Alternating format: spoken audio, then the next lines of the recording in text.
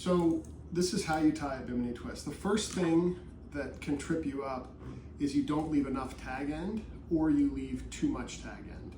It's important to have enough tag end to work with because when we tighten the half hitches, we're going to take a wrap and pull on it. But if you have too much, then doing the half hitches is really problematic. So what I do is I take about, call it 4 feet, and that's where I turn the line. I take a bite there and I start my twists here. One thing is this piece in my left hand is always the tag end and the piece below it is always the standing line. You can do it whichever way you want, but that keeps track of it for me.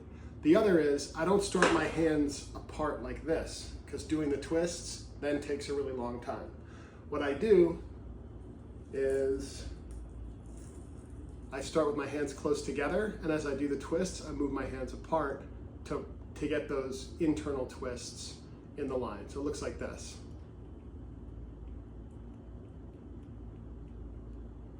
So that's 15 turns. It's pretty important that you have those turns not under a ton of tension. So as I'm gonna take this part of the loop and put it over my knees, I'm gonna slide my hands apart to allow this to open up. One point that I'll make here is if my knees are what I'm gonna use, and I prefer to use my knees, then my feet need to be behind my knees. If my feet are like this, and I try to put this over my knee, it's not gonna hold. What I need to do is tuck my feet sort of behind my knees.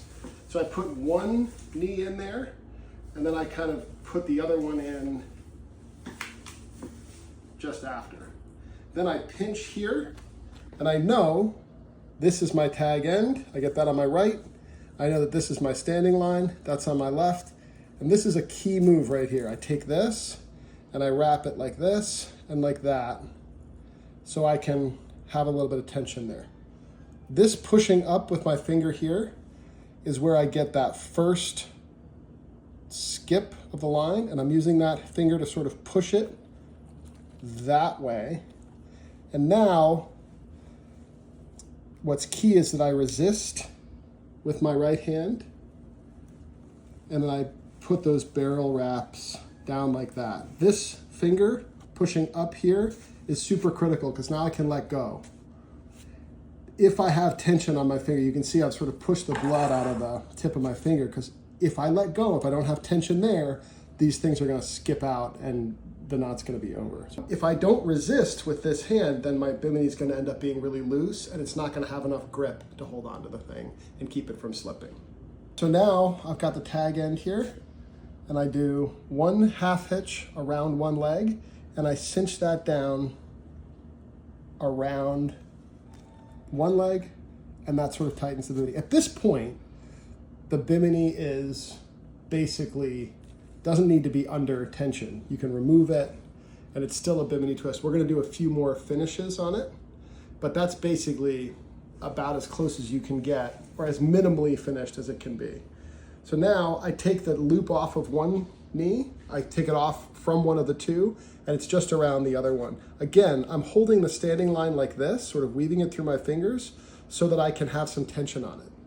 I take the tag end, and I tie another half hitch.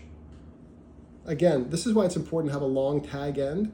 So I'm not sitting here trying to tighten that. I really want to take a wrap and pull tight on it. One of the things when people tie knots that's hyper important is when you look at people who are good at tying knots, they're really making a lot of contact with their fingers on the line.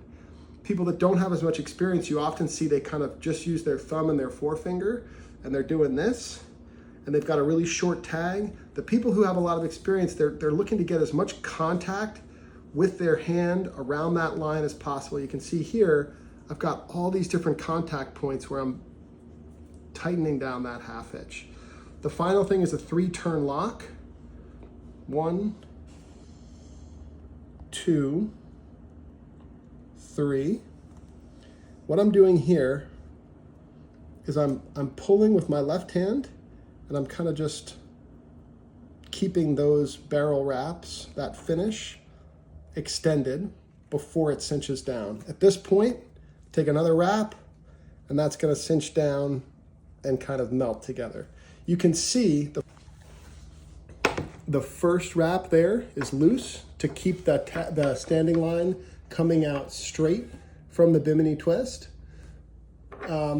Inside of these barrel wraps is that twist that we had. So what you have in effect is you have a series of wraps that are then overlaid with a bunch of barrel wraps.